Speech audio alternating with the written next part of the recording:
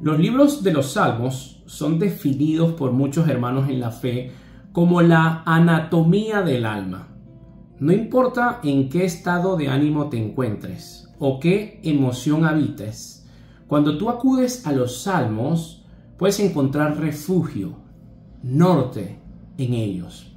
Si tú te encuentras deprimido, si tú estás padeciendo una persecución, una aflicción, si tú estás muy alegre y quieres darle una alabanza a Dios, si quieres saber cómo orar, en el Salmo encontramos todo esto, en el libro de los Salmos. Y yo tengo hace un tiempo estudiando los Salmos porque me maravillo de ese nivel, cómo el Espíritu Santo ungió a los salmistas para poder escribir de esta forma y darnos una brújula, darnos un norte, una estructura a través de la cual nosotros podamos conversar con Dios. Ahora, hoy vamos a estudiar el Salmo número 1, de inicio a final, y yo he titulado el estudio del día de hoy a manera de interrogante: ¿eres árbol o paja? Respóndete a esta pregunta después de que leamos este salmo. Se titula El justo y los pecadores. Vamos a leerlo completo y luego vamos a estudiarlo para encontrar esas perlas que el Espíritu Santo va a dejar para nuestra vida. Dice la palabra del Señor: Bienaventurado el varón que no anduvo en consejo de malos, ni estuvo en camino de pecadores, ni en silla de escarnecedores se ha sentado, sino que en la ley de Jehová está su delicia, y en su ley medita de día y de noche. Será como árbol plantado junto a corrientes de aguas, que da su fruto en su tiempo, y su hoja no cae, y todo lo que hace prosperará. No así los malos, que son como el tamo que arrebata el viento. Por tanto, no se levantarán los malos en el juicio, ni los pecadores en la congregación de los justos. Porque Jehová conoce el camino de los justos, mas la senda de los malos perecerá. Este es uno de los salmos que pertenece a los salmos sapienciales. Quiere decir los salmos que son un canto a la sabiduría. En este salmo encontramos comprimido muchas porciones de la sabiduría y empieza a enseñarnos, a ministrarnos a manera de contrastes. Habla del justo, habla del pecador. Habla de diferentes caminos con diferentes resultados, diferentes desenlaces. Vamos a estudiar detenidamente este salmo. En primer lugar dice bienaventurado. Esa palabra es dichoso, enormemente feliz, pleno. Eso es lo que significa la primera palabra del primer salmo, y aquí encontramos comprimidamente el sentido de Dios para las criaturas. El Señor quiere que nosotros seamos dichosos. El problema no es de Dios. El problema es que nosotros muchas veces buscamos la felicidad en lugares equivocados. Dice Martín Lutero: la búsqueda de la felicidad es común en todos los hombres. Sin embargo, todos se han desviado de ella. ¿Por qué razón? Porque nosotros nos enfocamos como seres humanos y estamos empeñados en creer que para ser feliz tenemos que hacer cosas o tener cosas. Pero la propuesta de Dios es totalmente distinta. Nosotros encontramos el camino para ser felices a través de lo que nos dice este salmo, y si nosotros unimos esa bienaventuranza con las bienaventuranzas de Cristo, encontramos un patrón. Bienaventurados los pobres de espíritu, los que lloran, los mansos, los pacificadores. Todo apunta al carácter de una persona. No a las condiciones, no a una situación financiera, no a un régimen político, no a un sistema de pensamiento, al carácter. El carácter es lo que te va a permitir a ti mantenerte bienaventurado, pleno, dichoso, contento, aún en las adversidades. Esta es la propuesta de Dios. No es una felicidad condicionada, es un carácter donde tú encuentras la plenitud en el dominio espiritual. Dice el salmista, bienaventurado el varón, aquí es hombre o mujer, cualquier persona, se tradujo varón. Bienaventurada la persona que no anduvo en consejo de malos, ni estuvo en camino de pecadores, ni en silla de escarnecedores se ha sentado. Este camino se describe primero como algunos consejos negativos. ¿Por qué comienza con el no? Porque la Biblia habla de una propuesta realista. La Biblia nos muestra en qué condición está el ser humano desde que nace. A nosotros no se nos enseña a portarnos mal. Lo traemos desde nuestra genética. Por eso es que nos tienen que educar, disciplinar. Entonces siempre apunta a lo que no debemos de hacer o lo que estamos haciendo mal para luego mostrarnos cómo hacerlo. Esa fue la enseñanza de Cristo. Cuando oren, no sean como los hipócritas que por sus vanas repeticiones y por su palabrería piensan que serán escuchados. Siempre apunta a lo que no debemos hacer y de forma implícita nos muestra quizás lo que estamos haciendo para luego mostrarnos lo que debemos hacer.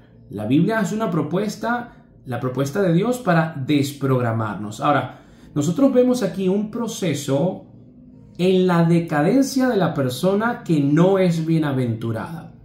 Primero, toma nota de esto porque es importantísimo y es muy oportuno ahora en este tiempo de redes sociales. Porque es un proceso de involución, de retroceso, de decadencia de una persona. Primero se deja influenciar por consejo de malos. En segundo lugar, empieza a participar en acciones con impíos. Y finalmente termina identificándose con los que no son del camino de bien. Y para ponerle la fresita al case, terminan burlándose de Dios. ¿Cómo encontramos este patrón involutivo? Leemos nuevamente porque en el Salmo encontramos perlas. Dice, bienaventurado el varón que no anduvo en consejos de malos. Aquí está la influencia. Cuando tú ves una película, una novela, una serie, un video de TikTok, las redes sociales, tú estás permitiendo que esa influencia empiece a moldear tu cerebro. Esa influencia empieza a generar una reacción en ti que luego se puede manifestar en tu conducta. ¿Quién te está influenciando? ¿Tú has cuidado y has pensado, has comprendido en la trascendencia del impacto de una influencia, de un consejo negativo? Ahí está. No anduvo en consejo de malo. Ahorita voluntariamente vamos como borrego a consumir información de consejos de malos. En segundo lugar dice, ni estuvo en camino de pecadores. Ya está la participación, ya está caminando, ya yo lo llevo a la acción. Consumo la información porque me dejé influenciar y cambio mi manera de actuar. Y eso lo empezamos a ver en nuestro entorno. Voy a poner un ejemplo muy sencillo, que lo vemos en Estados Unidos. Estos niños que consumen información de juegos de metralleta y juegos de matanza y empiezan a ser influenciados y luego llevan a la acción lo que recibieron. Se meten a un centro comercial o a una escuela y matan a 40 niñitos. Aquí está un ejemplo sencillo. Segundo ejemplo, personas, hombres que empiezan a consumir pornografía, empiezan a permitir esa influencia y la acción es un conflicto en su matrimonio porque empieza a separarse de su esposo o de su esposa y empieza a no rendir en ese acto sexual porque tiene una mente dividida. Y finalmente dice, ni en silla de escarnecedores se ha sentado. cuando ya tú te sientas, es porque estás cómodo. Ya te identificas con eso. Y aquí en esa palabra escarnecedor también se traduce como burlador. Qué peligroso esas personas que se la pasan burlándose de todo, que tienen un humor negro, que ya están cómodos, ya se identifican con eso, ven ese proceso involutivo en la persona, empiezan a dejarse influenciar, empiezan a participar en estas obras y finalmente se identifican con ella. ¿Y eso no es lo que estamos viendo en el mundo? Esas no son las propuestas de las ideologías perniciosas que quieren atacar con la mentalidad de nuestros jóvenes. Continuamos con el Salmo en el versículo 2.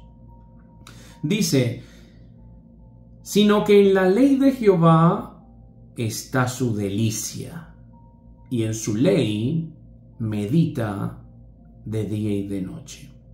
Vamos a apelar a las raíces hebreas. La palabra delicia en el hebreo es yefet. Y esa palabra se traduce también como agrado, deseo, joya, ocupación o negocio. Interesante esto, porque entonces si lo traducimos con estos términos sinónimos, dice, sino que en la ley de Dios está su ocupación, su negocio. Esa es su joya, ese es su deseo. Y la ley de Dios es su palabra. Cuando tú estás enfocado en la palabra de Dios porque tú te ocupas en los asuntos de Dios, tú eres una persona dichosa. Empiezas a tener una fortaleza mental que alimenta tu carácter y por eso te sientes pleno a pesar de las adversidades. ¡Qué perfecta es la palabra de Dios! En segundo lugar dice, y en su ley, refiriéndose a su palabra, medita de día y de noche. Fue el mismo consejo que le dieron a Josué. De día y de noche meditarás en tu palabra para que te vaya bien. Ahora, esa palabra meditar en el hebreo es hagat y significa o se traduce también susurrar, pronunciar, gemir, meditar, desprender o alejar. Cuando tú ves a los rabinos, no sé si lo has visto en películas o has tenido la oportunidad de ir al muro de Jerusalén y ves esos rabinos que están orando con un movimiento y están repitiendo como un susurro. En esa pronunciación es que está la meditación. Yo muchas veces cuando leo la Biblia trato de repetirlo y empiezo a susurrar el versículo, bienaventurado el varón, y empiezo a meditarlo y lo empiezo a susurrar. ¿Por qué? Porque yo ahí estoy haciendo una comprensión de lo que yo estoy leyendo. Yo estoy masticando la información. Yo me estoy dando el tiempo de empezar a marcar mi cerebro con la ley de Dios. No es únicamente que leo y después se me olvida lo que leí. Es que susurro esa información. Es que cuando voy en el carro la voy susurrando, cuando estoy en una situación difícil la voy susurrando. En estos días que estuve vía el Táchira, que estuve en el Táchira, me tuve que, antes de llegar a San Cristóbal, nosotros tuvimos que pararnos, el grupo que viajaba con nosotros, para comer. Y cuando nos paramos a comer, como todo el mundo estaba hablando, antes de comer yo quería bendecir mis alimentos y empecé a susurrar la oración. Y la persona que tenía al frente me dijo, no seas así, comparte la oración con nosotros. Esto es un ejemplo simplemente que le estoy colocando de ese susurro, que es cuando tú empiezas a tener esa complicidad con Dios, esa vitalidad que te da la palabra de Dios. Eso es lo que significa meditar. Ahora, esta es la persona, repito, que puede ser feliz, que es dichosa. Y todo se apunta y se basa a un carácter disciplinario que mantiene como prioridad los asuntos de Dios. Si tú no le das a Dios esa importancia, al momento de la prueba no lo vas a soportar. Por eso es que tienes muchas preguntas y pocas respuestas.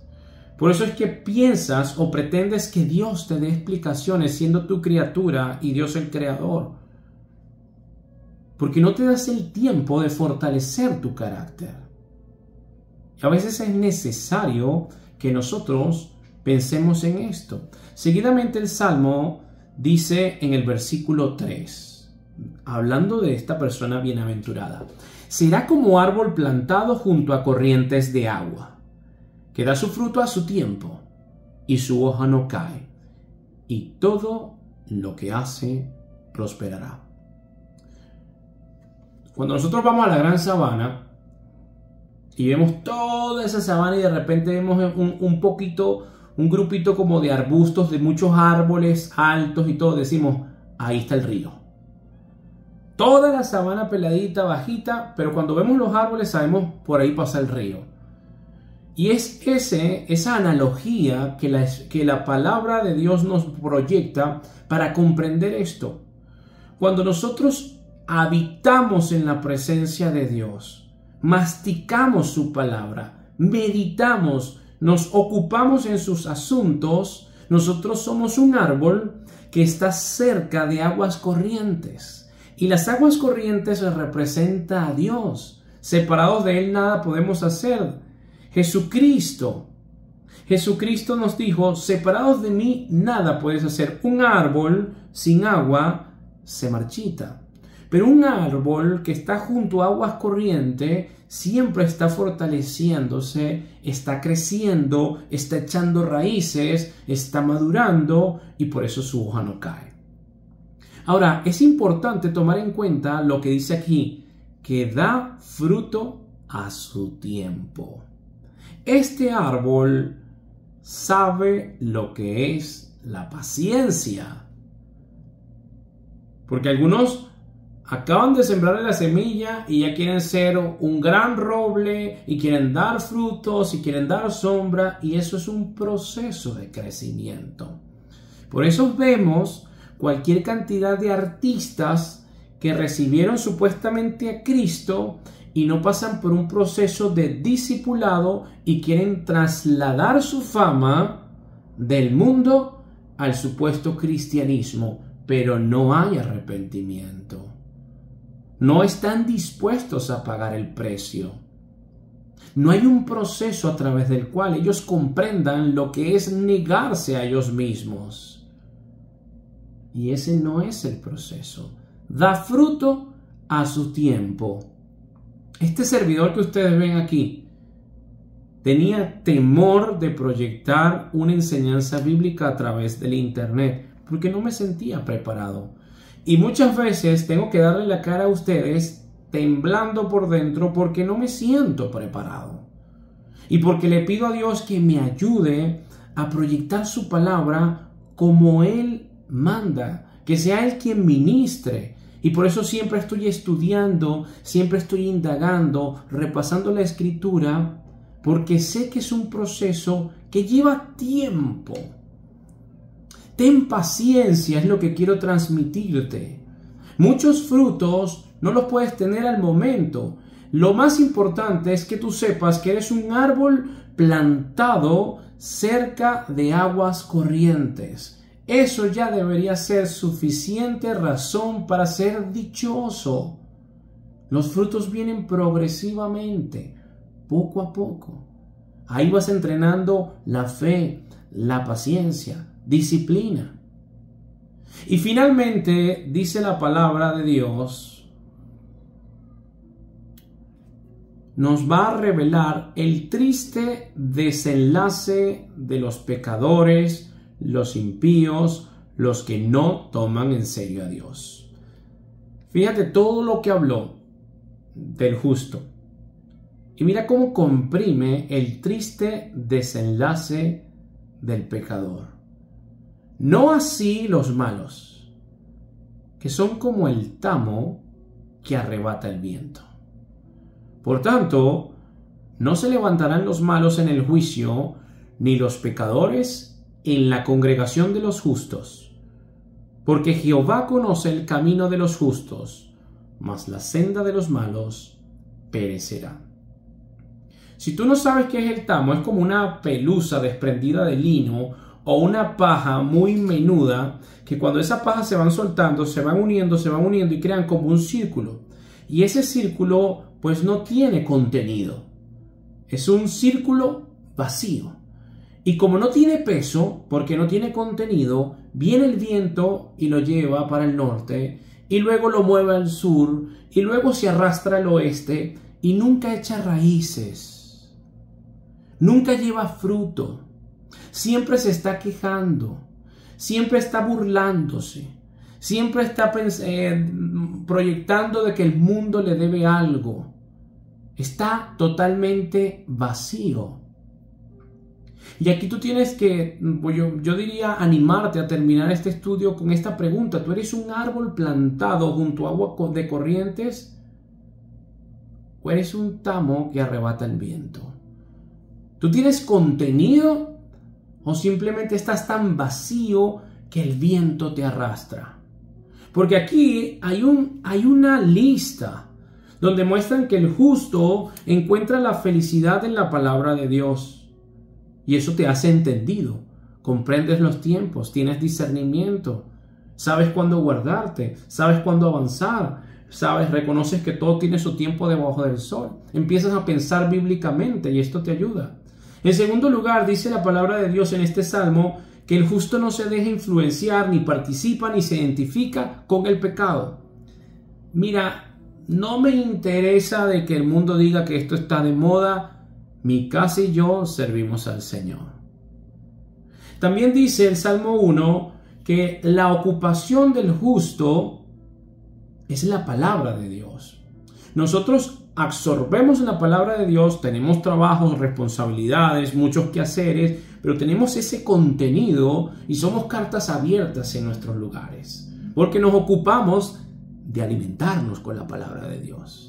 También dice el Salmo 1, estamos haciendo un repaso, que el justo es como un árbol plantado junto a aguas corrientes, da fruto y prospera. Es importante aquí que nosotros sepamos que esa palabra de prosperar no solamente habla de tener éxito rotundo en todas las cosas que hacemos. Ese prosperar también habla de que muchas veces cometemos errores, experimentamos fracasos, pero la misma Biblia dice que los que amamos a Dios, todas las cosas nos suceden para bien.